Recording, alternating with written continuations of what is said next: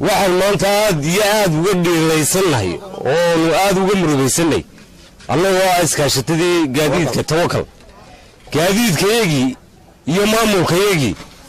oo midba meel kontarool iyo isiin kastam ilaa loo yaacdo ilaa saylac ilaa geerisa lagu xidhay waxaana lagu xidhayna ay tahay baabuur aan iskaashatada ku jirin oo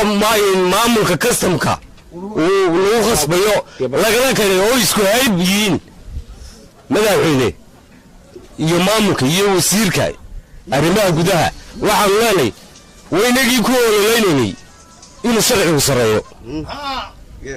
sharcigii ha lagu dhaqmo sharcigu ha sareeyo Soomaaliland oo dhan baan ka wada koobannay waxaan wasiirka arrimaha gudaha wasiirka dawladda arrimaha gudaha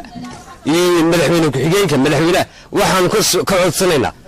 in arrinkayga si dhaqso loo soo galo waxaan ka hadlaynaa oo ka camanaynaa maanta iskaashatada tawakal haddaan nahay waxaan ka cabanaynaa maxay ahayd maamulkayagii baabuurtayadii gaadiidkayagii intii oo mid walba meel lagu xiray tacadiyada loo geysanayo tacadiyada dowladda Soomaaliya lagu hayso waxa lagu haya balasaabka gobolka iyo maamulaha kashtaga saylac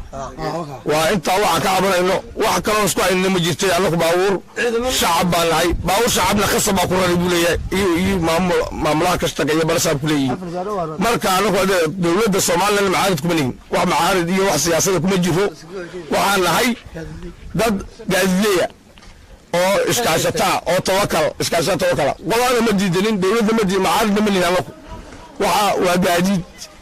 gaadiid arrin maxay iskaashato arrin shacab iyo ka hadlayna